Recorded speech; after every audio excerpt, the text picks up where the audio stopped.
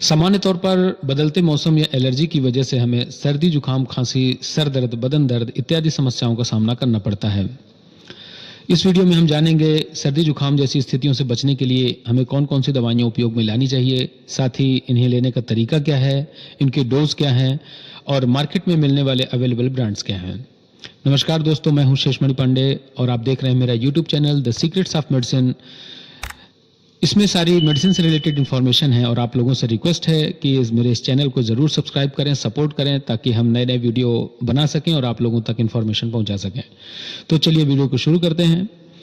सर्दी, जुकाम या फ्लू वैसे तो वायरस से होता है जिसके लक्षण सामान्य तौर पर 2 दिन से या 7 दिन तक होते हैं, लेकिन यह वायरस के साथ साथ अन्य चीज़ों के कारण भी प्रभावित होता है, जैसे कि एलर्जी होना, किसी चीज़ से एलर्जी होना, जैसे कि खाने पीने की चीज़ों से एलर्जी होना, मौसम में बदलाव होना, या फिर जेनेटिक डिसऑर्डर कह सकते हैं कि कई बार कुछ लोगों को एलर्जी होती है और वही एलर्जी के लक्षण जेनेटिक्स के थ्रू उनके संतानों में आ जाते हैं, जिससे वो साल में कई बार एलर्जी से परेशान होते हैं और सर्दी जुकाम जैसी समस्याओं का सामना करना पड़ता है। इसके सामान्य लक्षणों की बात करें, सामान्य तौर पर जो माइल्ड सिम्टम्स होते हैं उसमें आती है गले में खराश होना, सर्दी के साथ साथ नाक बहना, हल्का फुल्का बुखार आ जाना, जो कि 2 दिन से या 7 दिन के भीतर चले जाते हैं। लेकिन किन्हीं व्यक्तियों को यह लक्षण बहुत ज़्यादा प्रभावित करते हैं, जैसे बहुत तेज़ से सर दर्द होना, बहुत ज़्यादा कंजेशन फील होना, तेज़ बुखार आना, जोड़ों में दर्द होना, कपकपी होना, पसीना आना इत्यादि समस्याएं अगर आती हैं तो फिर हमें डॉक्टर को दिखाना चाहिए और प्रॉपर ट्रीटमेंट लेना चाहिए। इसके रिस्क फैक्टर की बात करें अगर, तो किन व्यक्तियों को सबसे ज़्यादा जोखिम होता है सर्दी जुकाम या फ्लू से, तो सबसे पहले उन व्यक्तियों में ये ज़्यादा प्रभावित करता है जिनकी उम्र ज़्यादा होती है, जैसे कि 60 से या 65 वर्ष से ज़्यादा उम्र के व्यक्ति हैं, उनको सर्दी जुकाम ज़्यादा प्रभावित करता है। इसके अलावा ऐसे पेशेंट जिनको हार्ट से रिलेटेड प्रॉब्लम है या जैसे कि ब्लड प्रेशर की दवाइयाँ खा रहे हैं या रीनल इम्पेयरमेंट, किडनी के पेशेंट हैं, स्टेरॉयड जो लोग ज़्यादा ले रहे हैं या कैंसर के पेशेंट हैं, इन लोगों को सर्दी जुकाम बहुत ज़्यादा प्रभावित करती है। सबसे ज़्यादा रिस्क फैक्टर होता है अस्थमा या दमा के मरीजों में। जिन्हें अस्थमा या दमा की शिकायत है, उन्हें सर्दी जुकाम होने के साथ साथ उनके सिम्टम्स बहुत ज़्यादा सीवियर हो सकते हैं और उन्हें खतरा भी बढ़ सकता है। नवजात या छोटे बच्चों में सर्दी जुकाम बहुत ज़्यादा प्रभावित करता है और कई बार उन्हें निमोनिया भी हो जाता है। तो ये थे रिस्क फैक्टर। अब इनका इलाज कैसे किया जाए? सामान्य तौर पर फ्लू या सर्दी वायरस से होती है जिसमें एंटीबायोटिक्स की ज़रूरत नहीं होती है। ये माइल्ड सिम्टम्स के लिए है, लेकिन कई बार अगर ये लक्षण ज़्यादा दिनों तक रहते हैं, ये ज़्यादा परेशानी वाले लक्षण आते हैं, जैसे बलगम बहुत ज़्यादा बनना, खांसी बहुत ज़्यादा आना या बहुत तेज़ बुखार होने के साथ साथ बदन दर्द, और ये कई दिनों तक अगर बने रहते हैं, उस स्थिति में हमें कुछ एंटीबायोटिक्स का सहारा भी लेना पड़ता है। तो सर्दी जुकाम की कंप्लीट ट्रीटमेंट की अगर हम बात करें तो सबसे पहले हम बात करते हैं एनाल्जेसिक, यानी कि सर दर्द, बदन दर्द या बुखार के लिए कौन कौन सी दवाइयाँ लेनी चाहिए।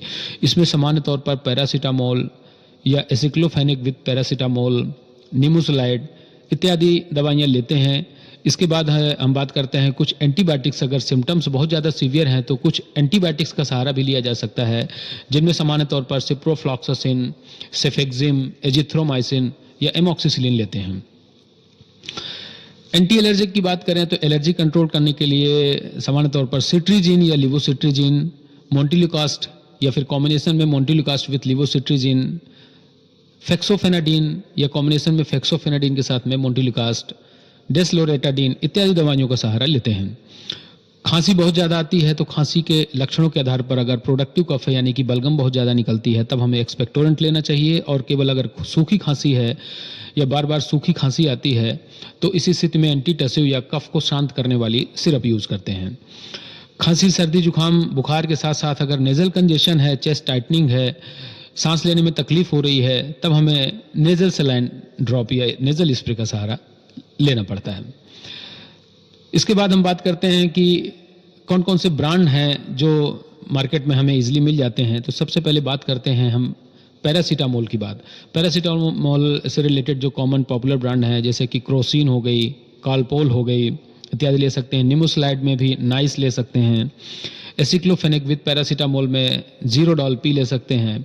इसके बाद हम बात करते हैं एजिथ्रोमाइसिन एंटीबायोटिक्स की, जिसमें एजिथ्राल या जिथ्रॉक्स ले सकते हैं। एमॉक्सिसिलिन सबसे ज़्यादा कॉमनली यूज होने वाली एंटीबायोटिक्स है। इसमें हम क्लेवम ले सकते हैं, मॉक्स ले सकते हैं, मॉक्स क्लेव या ऑगमेंटिन ले सकते हैं। सेफेक्सिम में टैक्सिम ले सकते हैं, सिप्रोवेट सिप्रोफ्लॉक्सासिन में ले सकते हैं। तो ये एंटीबायोटिक्स की रेंज है। नेजल सलाइन ड्रॉप में अगर देखा जाए तो हम नेजीवियान या ओट्रिविन जैसे स्प्रे ले सकते हैं। एंटी एलर्जिक में जो कॉमन ब्रांड है, अगर लिवोसिट्रिजिन की बात करें तो वोसिटिन, सिट्रिजिन में सेटजिन, और मोन्टिलुकास विथ लिवोसिट्रिजिन में एलमोंटस या मोन्टेर एलसी। फेक्सोफिनाडिन में अगर देखा जाए तो हिस्टाकाइंड हो गई, एलेग्रा हो गई, मोन्डेसलार लोरेटाडिन कॉम्बिनेशन के साथ में मोन्टिलुकास में ले सकते हैं। तो ये सारे पॉपुलर ब्रांड हैं जो हमें मार्केट में इजीली मिल जाते हैं। तो दोस्तों, कैसी लगी ये आज का वीडियो और कैसी लगी इन्फॉर्मेशन हमें कमेंट्स बॉक्स में ज़रूर बताएं ताकि हम नए नए वीडियो बना सकें। मिलते हैं नेक्स्ट वीडियो में। Thank you so much.